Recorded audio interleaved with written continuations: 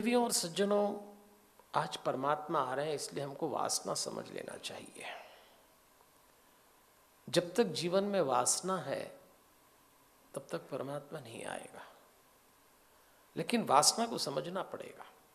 अगर आपको ध्यान हो तो कल हमने संतानों की बात की थी। संतान माता पिता की वासना का एक परिणाम है। तो वासना तो हर एक के भीतर है, और जब तक है तब तक परमात्मा नहीं मिलेगा। अब इसको थोड़ा सा समझ लें। हमारे जीवन में 25% वासना प्रारब्ध से आती है। हम हिंदू लोग हैं तो पुनर्जन्म में विश्वास रखते हैं, तो हम मान के चलते हैं कि आज जो हमारा जीवन है वो पीछे से कहीं से आ रहा है। तो 25% आपकी जीवन की वासनाएं पीछे से आई हैं, पिछले जन्म से। आप उसमें कुछ नहीं कर सकते। अगली 25% वासना माँ से मिलती है। हमें जन्म देते समय, गर्भ में रखते समय हमारी माँ का जो आचरण था, जो सोच था, जो विचारशैली थी, जो खान पान था, वो वासना बन के हमारे भीतर उतरा। 50 हो गया। अब बचे जो 25, वो पिता से आता है।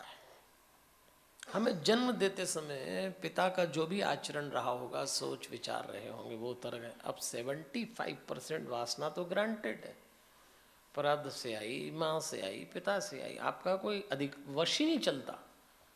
और इसीलिए हम लोग पाते हैं कि कभी कभी हमारी वासना इतनी हावी हो जाती है कि हम सोचते हैं क्या करें, क्यों ऐसा हो रहा है। इतनी पूजा पाठ, तप तपस्या, आचरण सब करने के बाद भी 75% हिस्सा ग्रांटेड है आपका। फिर क्या करें। अब बचा 25% से आपको 75% लड़वाना है।